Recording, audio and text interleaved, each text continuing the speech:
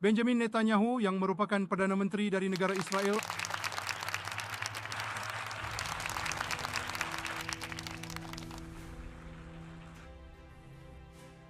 Tahun lalu saya berdiri di podium yang sama ini dan saya menunjukkan kepada Anda peta ini, peta yang sangat penting ini. Ini sebenarnya menunjukkan kutukan poros teror dari Iran. Poros ini secara serius mengancam perdamaian dan stabilitas seluruh dunia global. Itu mengancam stabilitas kawasan kami dan keberadaan negara saya, Israel. Iran dengan sangat cepat mengembangkan program senjata nuklir yang sangat besar dan program rudal balistik yang juga sangat besar. Semua ini tidak hanya ditujukan untuk menghancurkan Israel, tetapi juga untuk mengancam Amerika Serikat dan memeras negara-negara di seluruh dunia. Dari Gaza, Yahya Sinwar mengirim gelombang teroris Hamas. Mereka menyerbu Israel pada tanggal 7 Oktober dan melakukan tindakan kebiadaban yang benar-benar tak terbayangkan dan sangat mengerikan.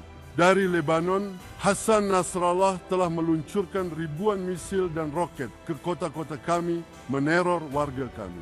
Di Suriah, diktator Assad menampung pasukan Iran, mengencangkan jerat maut di leher kami. Di Yaman, Houthi meluncurkan rudal balistik ke Israel sambil mencekik perdagangan global di mulut Laut Merah. Jadi apa yang terjadi selama setahun terakhir? Kami telah menghantam Houthi, termasuk kemarin. Kami telah menghancurkan sebagian besar mesin teror Hamas. Kami melumpuhkan Hezbollah, menyingkirkan sebagian besar pemimpinnya dan banyak persenjataannya. Anda ingat bunyi beeper pager? Kami menghubungi Hizbullah dan percayalah mereka menerima pesannya dan ribuan teroris jatuh ke tanah. Kami menghancurkan persenjataan Assad di Suriah. Kami menghalangi milisi Syiah Iran di Irak.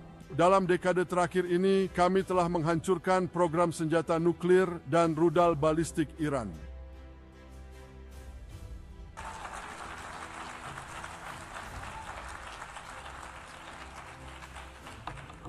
Jadi beginilah situasi saat ini. Setengah dari pimpinan Houthi yang berpengaruh di Yaman telah lenyap secara misterius. Demikian pula Yahya Sinwar, pemimpin penting di Gaza, juga telah lenyap tanpa jejak. Hassan Nasrallah di Lebanon lenyap. Rezim Assad di Suriah lenyap. Milisi-milisi di Irak, ya, mereka masih terhalang. Dan para pemimpin mereka, jika mereka menyerang Israel, kami juga akan musnah. Dan bagi para komandan militer tertinggi Iran dan para ilmuwan bom atom terkemuka, mereka juga sudah tiada.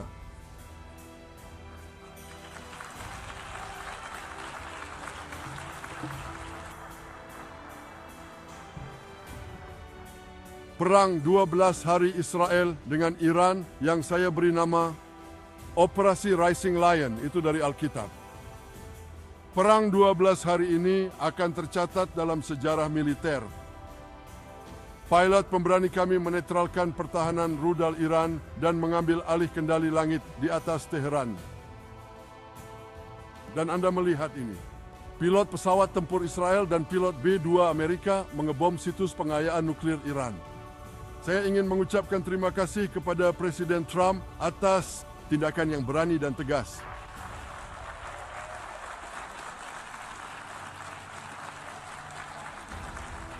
Presiden Trump dan saya berjanji untuk mencegah Iran mengembangkan senjata nuklir dan kami menepati janji itu.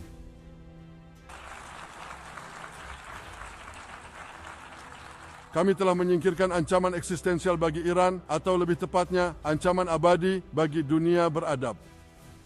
Kami mengangkat awan gelap yang dapat merenggut jutaan nyawa. Namun hadirin sekalian, kita harus tetap waspada. Kita harus tetap berpikiran jernih dan waspada. Kita tidak boleh membiarkan Iran membangun kembali kapasitas nuklir militernya. Cadangan uranium yang diperkaya milik Iran, cadangan ini harus dihilangkan. Dan besok, sanksi Dewan Keamanan PBB terhadap Iran harus segera dipulihkan.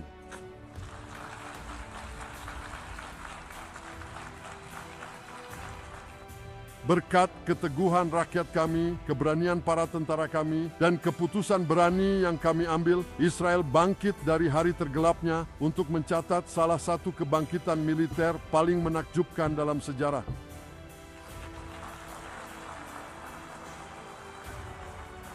Tapi, kita belum selesai. Elemen terakhir, sisa-sisa terakhir Hamas bersembunyi di kota Gaza. Mereka bersumpah akan mengulangi kekejaman 7 Oktober lagi dan lagi, tidak peduli seberapa kecil kekuatan mereka. Itulah sebabnya Israel harus menuntaskan tugas ini. Itulah mengapa kami ingin melakukannya secepat mungkin.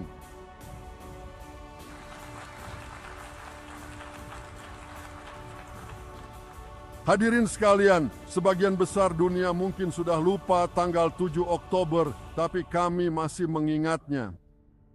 Israel mengingat tanggal 7 Oktober. Pada hari itu, baiklah SMA akan katakan Anda juga bisa mengingat tanggal 7 Oktober. Anda lihat pin besar di sini. Ini adalah kode QR. Yang saya minta Anda lakukan adalah mengangkat ponsel Anda. Perbesar dan Anda juga akan melihat mengapa kami berjuang dan mengapa kami harus menang. Semuanya ada di sini.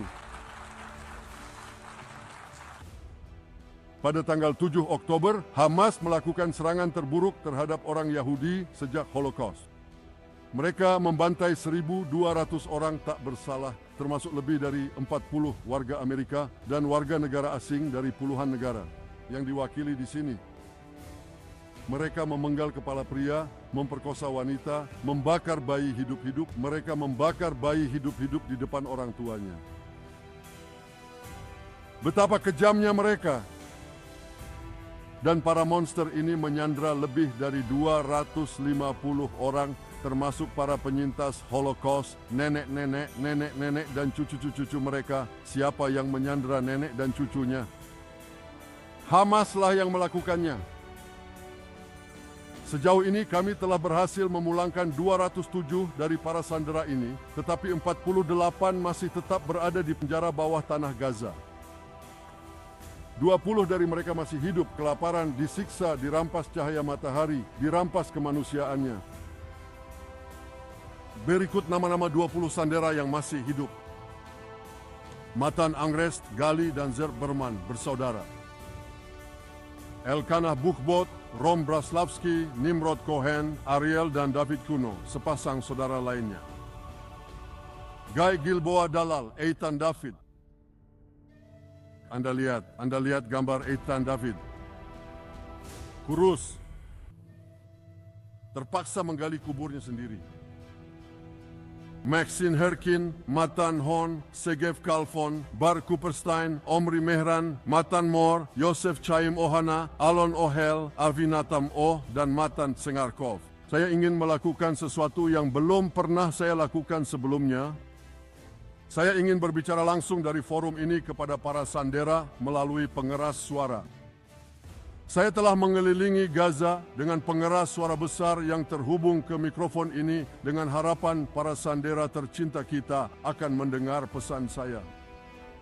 Dan saya akan mengatakannya terlebih dahulu dalam bahasa Ibrani, lalu dalam bahasa Inggris. אחינו הגיבורים, מדבר ראש הממשלה בנימין נתניהו. אני פונה עליכם מעל בימת האו"ם. לא שכחנו אתכם. אפילו לא לשנייה. העם כולו איתכם, ואנחנו לא נשקוט ולא נרפה עד שנחזיר את כולכם הביתה, החיים והחללים כאחד.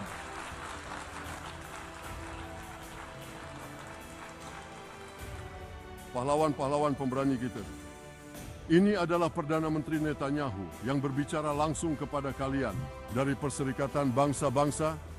Kami tidak pernah melupakan kalian, bahkan sedetik pun tidak. Rakyat Israel bersama kalian. Kami tidak akan goyah dan tidak akan beristirahat sampai kami membawa kalian semua pulang.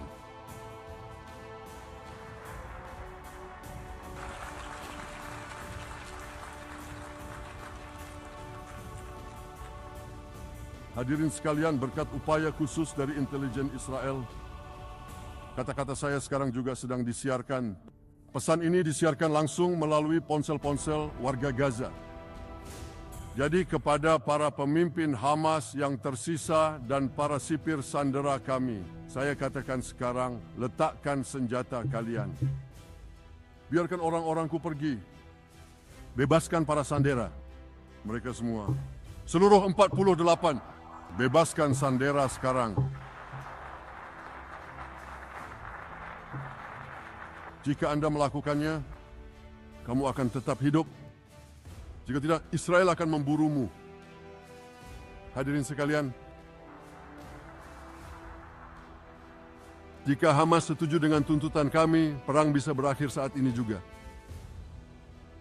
Gaza akan didemilitarisasi. Israel akan tetap memegang kendali keamanan utama dan otoritas sipil yang damai akan dibentuk oleh warga Gaza dan pihak lain yang berkomitmen pada perdamaian dengan Israel. Dan tentu saja Anda paham bahwa perang di Gaza telah memengaruhi setiap warga Israel. Namun saya yakin ada orang di New York atau London atau Melbourne dan di tempat lain yang mungkin berpikir, apa hubungan semua ini dengan saya?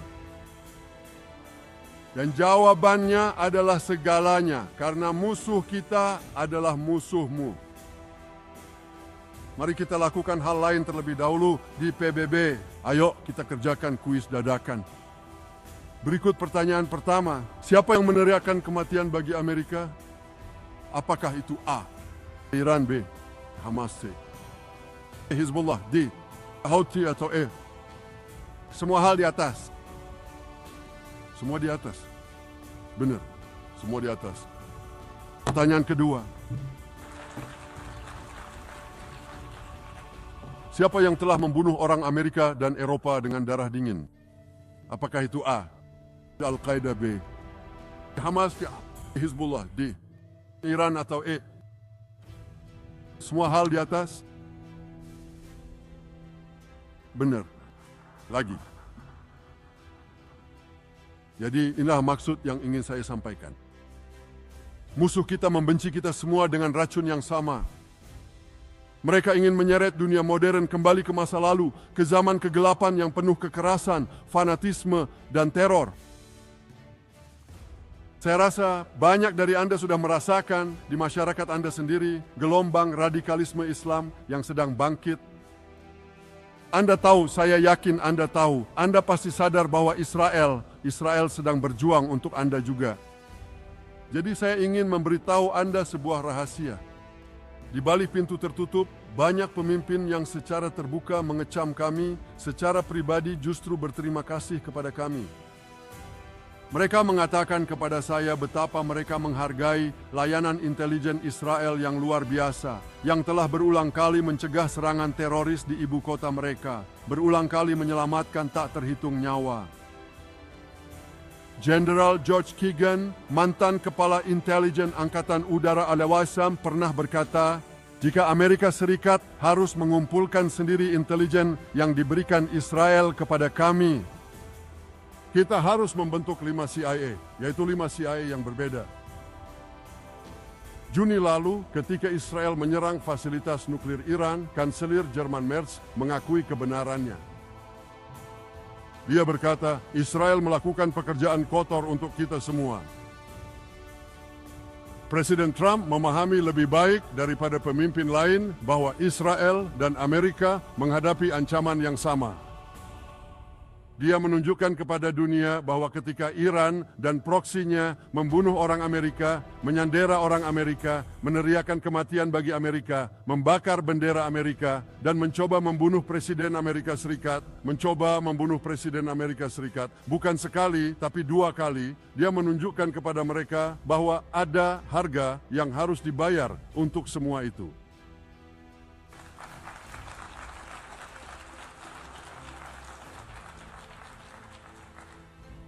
Namun sayangnya, banyak pemimpin yang diwakili di aula ini, mereka justru mengirimkan pesan yang sangat berbeda. Tentu saja, dalam beberapa hari setelah 7 Oktober, banyak dari mereka mendukung Israel. Namun dukungan itu dengan cepat menguap ketika Israel melakukan apa yang akan dilakukan oleh negara manapun yang menghargai dirinya sendiri setelah serangan biadab seperti itu.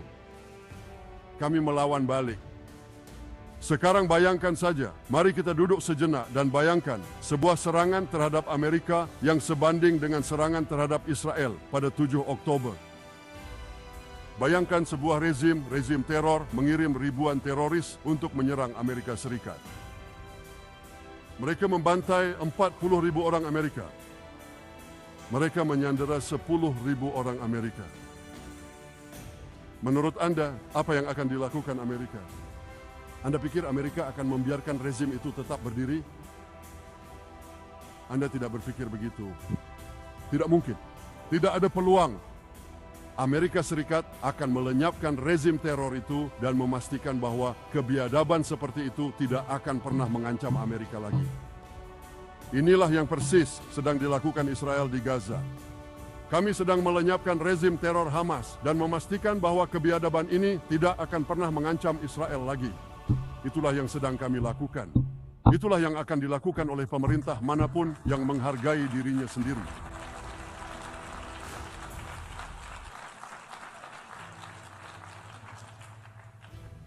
Namun, dan ini adalah namun yang, maaf saya katakan di sini, namun seiring waktu, banyak pemimpin dunia yang menyerah. Mereka menyerah di bawah tekanan media yang bias, konstituen Islamis radikal, dan massa anti-Semit. Ada sebuah pepatah yang sudah akrab di telinga, ketika keadaan menjadi sulit, yang tangguh akan bangkit. Nah, bagi banyak negara di sini, ketika keadaan menjadi sulit, kalian justru menyerah. Dan inilah hasil memalukan dari kejatuhan itu. Selama sebagian besar 2 tahun terakhir, Israel harus berperang di 7 front melawan kebiadaban, sementara banyak negara kalian menentang kami. Sungguh mencengangkan saat kami melawan teroris yang telah membunuh banyak warga negara kalian, kalian justru memerangi kami. Kalian mengecam kami, memboikot kami, dan melancarkan perang politik serta hukum yang disebut lawfare terhadap kami. Saya katakan kepada para perwakilan negara-negara tersebut, ini bukanlah dakwaan terhadap Israel. Ini adalah dakwaan terhadap kalian. Ini adalah dakwaan terhadap para pemimpin yang lemah, yang menenangkan kejahatan alih-alih mendukung sebuah negara yang tentaranya dengan berani melindungi kalian dari para barbar di gerbang. Mereka sudah mulai menembus gerbang kalian. Kapan kalian akan belajar? Kalian tidak bisa menghindari jihad dengan cara menenangkan mereka, dan kalian tidak akan lolos dari badai Islamis dengan mengorbankan Israel. Untuk mengatasi badai itu, kalian harus berdiri bersama Israel, tapi itu bukan yang kalian lakukan. Seperti yang telah dinubuatkan para nabi Israel dalam Alkitab, kalian telah membalikkan kebaikan menjadi kejahatan, dan kejahatan menjadi kebaikan. Sekarang saya ingin membahas ini lebih dalam. Ambil contoh tuduhan palsu tentang genosida. Israel dituduh dengan sengaja menargetkan warga sipil. Hadirin sekalian, yang terjadi justru sebaliknya. Kepala Studi Perang Perkotaan, Kolonel John Spencer, mungkin dia adalah pakar perang perkotaan terbesar di dunia. Dan dia mengatakan, Israel menerapkan lebih banyak langkah untuk meminimalkan korban sipil dibandingkan militer manapun dalam sejarah. Dan karena kami melakukan itu, rasio korban non-kombatan terhadap kombatan di Gaza kurang dari 2:1. Itu adalah rasio yang sangat rendah. Lebih rendah daripada perang NATO di Afghanistan dan Irak, terutama jika Anda mempertimbangkan bahwa Gaza adalah salah satu wilayah perkotaan terpadat di dunia. Gaza memiliki ratusan mil terowongan teror di bawah tanah dan tak terhitung menara teror di atas tanah, serta ribuan teroris yang bersembunyi di terowongan dan menara tersebut di area sipil. Jika Anda ingin melihat langkah-langkah yang diambil Israel untuk menghindari korban sipil dalam perang ini, lihat saja apa yang sedang kami lakukan sekarang di kota Gaza, benteng terakhir Hamas, salah satu dari 2 benteng terakhir. Selama 3 minggu, Israel menjatuhkan jutaan selebaran, mengirim jutaan pesan teks, dan melakukan tak terhitung panggilan telepon untuk mendesak warga sipil meninggalkan kota Gaza sebelum militer kami bergerak masuk.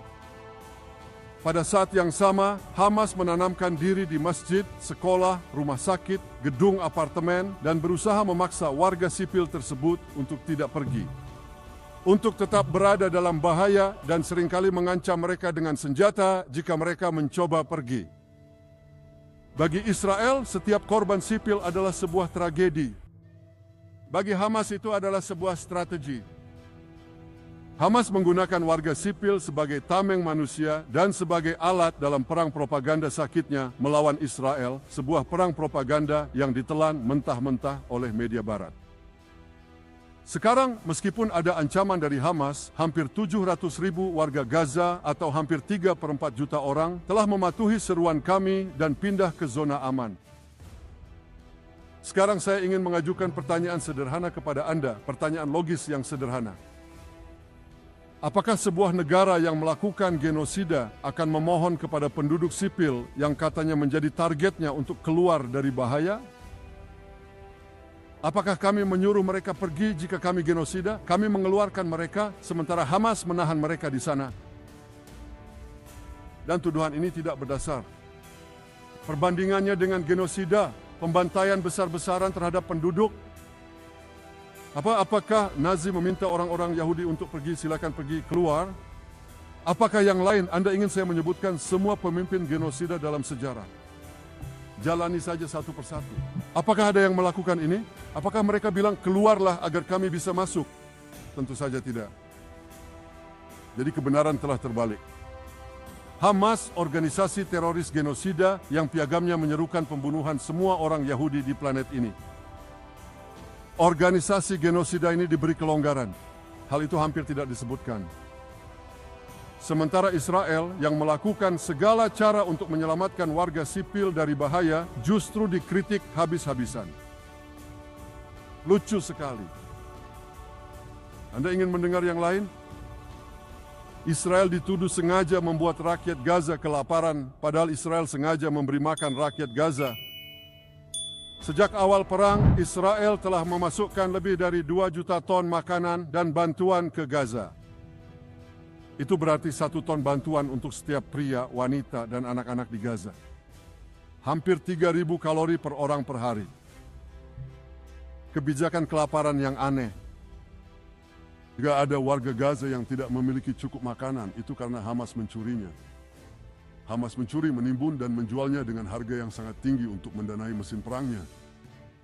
Bulan lalu, bahkan PBB yang jelas-jelas bukan pendukung Israel, seharusnya Anda tertawa di bagian ini. Bulan lalu, bahkan PBB mengakui bahwa Hamas dan kelompok bersenjata lainnya menjarah 85% truk bantuan. Itulah sebabnya Anda mengalami kekurangan.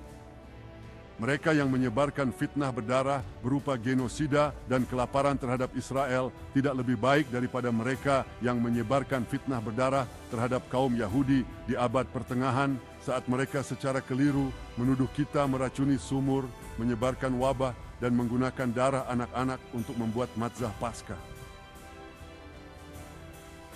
Antisemitisme. Mati dengan susah payah. Faktanya ia tidak mati sama sekali. Ia terus kembali dengan kebohongannya yang memfitnah, diperbarui, dimuntahkan berulang kali oleh sistem secara terus-menerus. Dan saya ingin memberitahu Anda sesuatu lagi. Kebohongan antisemit ini mereka punya konsekuensi. Dalam beberapa bulan terakhir, orang Yahudi telah diserang di Kanada, Austria. Atau lebih tepatnya, Australia, Inggris, Prancis, Belanda, dan di tempat lain. Di sini, di Amerika, seorang penyintas Holocaust lanjut usia dibakar sampai mati di Colorado. Dan sepasang muda-mudi cantik dari kedutaan Israel di Washington ditembak mati secara brutal tepat di depan Museum Holocaust di sana. Syukurlah pemerintahan Presiden Trump dengan tegas memerangi wabah antisemitisme. Dan setiap pemerintahan di sini seharusnya mengikuti jejaknya. Namun, banyak yang justru melakukan sebaliknya. Mereka justru memberi penghargaan kepada para antisemit terburuk di dunia.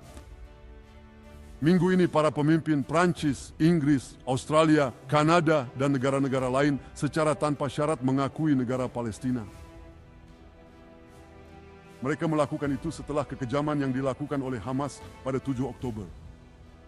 Kekejaman yang dipuji pada hari itu oleh hampir 90% dari populasi Palestina. Izinkan saya mengatakannya sekali lagi. Hampir 90% warga Palestina mendukung serangan pada 7 Oktober. Bukan hanya mendukung saja, mereka merayakannya. Mereka menari di atas atap. Mereka melemparkan permen. Itu terjadi baik di Gaza maupun di Yudea, Samaria, atau yang kalian sebut tepi barat. Dan itu persis seperti cara mereka merayakan horor lainnya, 9/11. Mereka menari di atas atap. Mereka bersorak. Mereka melemparkan permen. Tahukah Anda pesan apa yang dikirimkan para pemimpin yang mengakui negara Palestina minggu ini kepada rakyat Palestina? Pesannya sangat jelas. Membunuh orang Yahudi itu menguntungkan. Baiklah, saya punya pesan untuk para pemimpin ini. Ketika teroris paling biadab di muka bumi memuji keputusan Anda secara berlebihan, berarti Anda tidak melakukan sesuatu dengan benar. Anda melakukan kesalahan yang sangat fatal. Keputusan Anda yang memalukan akan mendorong terorisme terhadap orang Yahudi dan terhadap orang-orang tak bersalah dimanapun. Itu akan menjadi tanda malu pada kalian semua. Tapi tunggu sebentar Tuan. Perdana Menteri, kata mereka padaku. Tunggu sebentar. Kami percaya pada solusi dua negara di mana negara Yahudi Israel akan hidup berdampingan secara damai dengan negara Palestina. Hanya ada satu masalah dengan itu.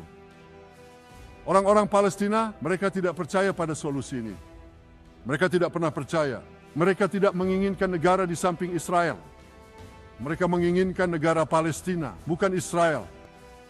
Dan itulah sebabnya setiap kali mereka ditawari negara Palestina, tetapi diharuskan mengakhiri konflik dengan Israel dan mengakui negara Yahudi, setiap kali selama beberapa dekade mereka menolaknya. Dan itulah sebabnya setiap kali mereka diberi wilayah, mereka menggunakannya untuk menyerang kita. Faktanya, mereka secara efektif memiliki negara Palestina di Gaza. Jadi apa yang mereka lakukan dengan negara itu? Perdamaian? Hidup berdampingan? Tidak. Mereka menyerang kami berkali-kali. Benar-benar tidak beralasan. Mereka menembakkan roket ke kota-kota kita. Mereka membunuh anak-anak kita. Mereka mengubah Gaza menjadi basis teror dan dari sana mereka melakukan pembantaian 7 Oktober. Jadi inilah kebenaran yang tidak mengenakan penolakan Palestina yang terus-menerus terhadap negara Yahudi di batas manapun. Adalah apa yang telah mendorong konflik ini selama lebih dari 1 abad dan masih mendorongnya. Bukan karena tidak adanya negara Palestina, melainkan karena keberadaan dan eksistensi negara Yahudi. Dan saya merasa sangat heran, sungguh heran, bahwa para kanselir asing, kementerian, dan semua orang yang suka berteori tentang hal ini, serta para pemimpin, bagaimana mungkin mereka tidak melihat kebenaran mendasar ini, padahal sudah diulang-ulang terus-menerus sampai membuat muak. Penolakan terhadap negara Yahudi ini tidak hanya berlaku untuk Hamas, tetapi juga berlaku untuk apa yang disebut otoritas Palestina yang moderat. Anda harus tahu bahwa otoritas Palestina membayar para teroris untuk membunuh orang Yahudi. Semakin banyak orang Yahudi yang dibunuh oleh para teroris, semakin besar pula pembayaran yang diberikan oleh otoritas Palestina. Otoritas Palestina menamai gedung-gedung pemerintahannya. Alun-alun publiknya, sekolah-sekolahnya dinamai berdasarkan para pembunuh massal orang Yahudi yang mereka muliakan sebagai martir. Mereka membayar dan memuliakan bukan hanya pembunuh orang Yahudi, tetapi juga pembunuh orang Kristen. Orang Kristen seperti Taylor Force, seorang veteran Amerika yang dibunuh secara brutal di Israel oleh teroris Palestina. Tapi, sekali lagi, tapi itu yang saya dengar dari para pemimpin Barat. Mereka mengatakan kepada saya, PA berjanji kepada kami bahwa mereka akan melakukan reformasi. Dan saya tahu kali ini Perdana Menteri akan berbeda. Ya, benar. Kita telah mendengar janji-janji ini selama puluhan tahun. Mereka selalu berjanji. Mereka tidak pernah menepati. Karena lihatlah, otoritas Palestina korup sampai ke akar-akarnya. Mereka tidak mengadakan pemilu selama 20 tahun. Mereka menggunakan buku pelajaran yang sama persis dengan Hamas. Benar-benar buku pelajaran yang sama. Mereka mengajarkan anak-anak mereka untuk membenci orang Yahudi dan menghancurkan negara Yahudi. Dan nasib orang Kristen tidak jauh lebih baik. Ketika Bethlehem, tempat kelahiran orang Yahudi berada di bawah kendali Israel, 80% penduduknya adalah orang Kristen. Tapi sejak PA mengambil alih, jumlah itu menyusut menjadi kurang dari 20%. Orang-orang inikah yang ingin kalian beri sebuah negara? Apa yang kalian lakukan adalah memberikan hadiah tertinggi kepada fanatik intoleran yang melakukan dan mendukung pembantaian 7 Oktober. Memberikan negara kepada Palestina 1 mil dari Yerusalem setelah 7 Oktober itu, seperti memberikan negara kepada Al-Qaeda 1 mil dari New York City setelah 11 September. Ini benar-benar kegilaan. Ini gila. Dan kami tidak akan melakukannya.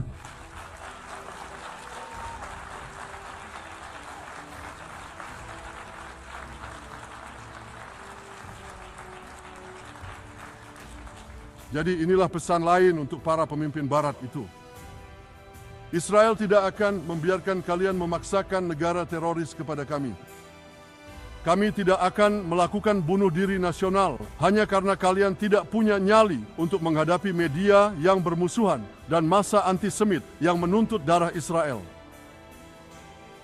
Dan saya ingin Anda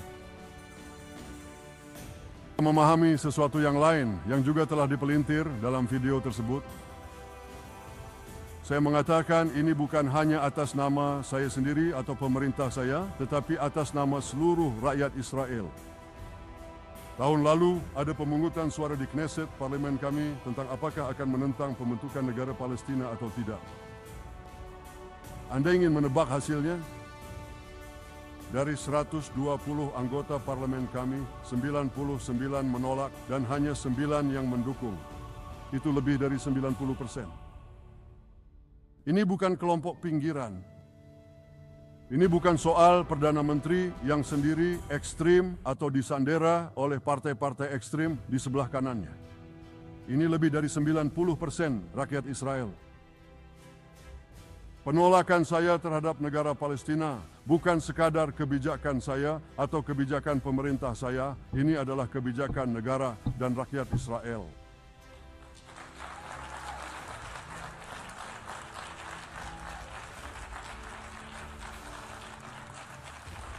Para pemimpin barat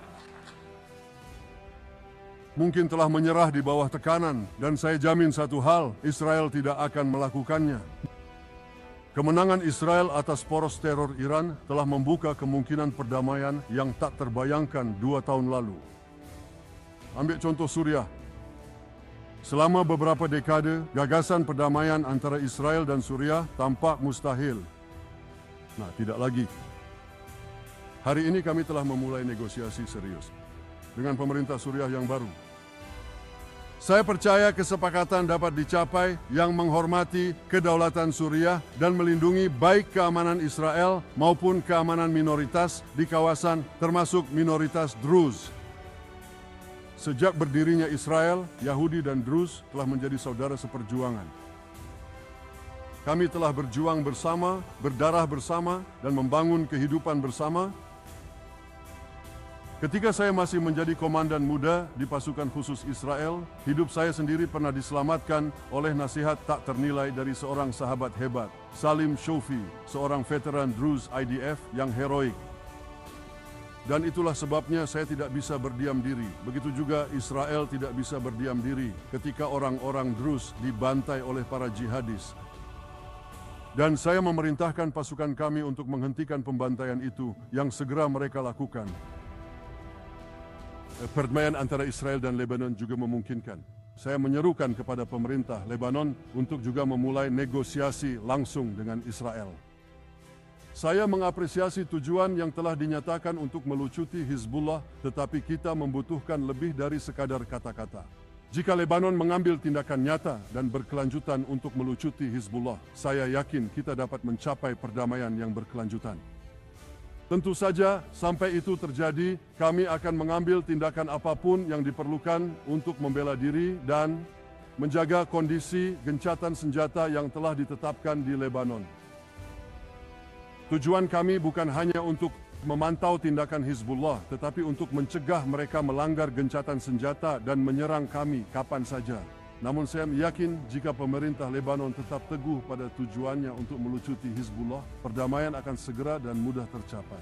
Kemenangan atas Hizbullah telah memungkinkan perdamaian dengan dua tetangga Arab kami di utara. Kemenangan atas Hamas akan memungkinkan perdamaian dengan negara-negara di seluruh dunia Arab dan Muslim. Kemenangan kami akan membawa pada perluasan dan pengembangan dramatis dari Abraham Accords yang bersejarah, yang telah diinisiasi oleh Presiden Trump antara para pemimpin Arab dan saya 5 tahun lalu. Dan saya mencatat, seperti halnya Anda juga pasti memperhatikan kata-kata yang menggembirakan yang diucapkan di sini oleh Presiden Indonesia. Ini adalah negara dengan populasi Muslim terbesar di antara semua negara, dan ini juga merupakan pertanda dari apa yang mungkin terjadi di masa depan. Para pemimpin Arab dan Muslim yang berpikiran maju tahu bahwa bekerja sama dengan Israel akan memberikan mereka akses pada teknologi-teknologi terobosan dari Israel, termasuk di bidang kedokteran dan sains, pertanian dan air, pertahanan dan AI, serta banyak bidang lainnya. Saya percaya bahwa dalam beberapa tahun mendatang, Timur Tengah akan terlihat sangat berbeda. Banyak dari mereka yang hari ini memerangi Israel akan lenyap esok hari. Para pembawa damai yang berani akan menggantikan posisi mereka, dan tidak ada tempat yang hal ini akan lebih nyata daripada di Iran. Rakyat Iran yang telah lama menderita akan mendapatkan kembali kebebasan mereka. Mereka akan membuat Iran menjadi hebat kembali. Dan dua bangsa kuno kita, bangsa Israel dan bangsa Iran, akan memulihkan persahabatan yang akan membawa manfaat bagi seluruh dunia. Hadirin sekalian, kengerian yang terjadi pada suatu hari kelam, 7 Oktober, kengerian itu terjadi berkali-kali selama berabad-abad pengasingan bangsa saya di antara bangsa-bangsa lain. Darah Yahudi dianggap murah. Orang Yahudi dibunuh tanpa hukuman. Kami harus memohon kepada orang lain untuk membela kami. Berdirinya Israel tidak berarti upaya untuk menghancurkan kami akan berakhir. Itu berarti kami bisa melawan upaya-upaya tersebut. Dan itulah yang persis dilakukan Israel sejak 7 Oktober. Putra dan putri kami bertarung seperti singa. Prajurit-prajurit pemberani kami mengenakan seragam mereka dan bergegas ke medan perang. Mereka dipersenjatai dengan mimpi 100 generasi Yahudi yang datang sebelum mereka. Mimpi untuk hidup sebagai bangsa yang merdeka di tanah Israel, tanah air tercinta kami selama lebih dari 3.000 tahun. Mimpi untuk hidup di negara merdeka milik kita sendiri, mimpi memiliki tentara untuk membela diri, dan mimpi menjadi cahaya bagi bangsa-bangsa, mercusuar kemajuan, kecerdikan, inovasi demi kebaikan seluruh umat manusia. Pada tanggal 7 Oktober, musuh-musuh Israel mencoba memadamkan cahaya itu. 2 tahun kemudian, tekad dan kekuatan Israel justru menyala lebih terang dari sebelumnya. Dengan pertolongan Tuhan, kekuatan dan tekad itu akan membawa kita menuju kemenangan yang cepat dan masa depan yang gemilang penuh kemakmuran dan perdamaian. Terima kasih banyak.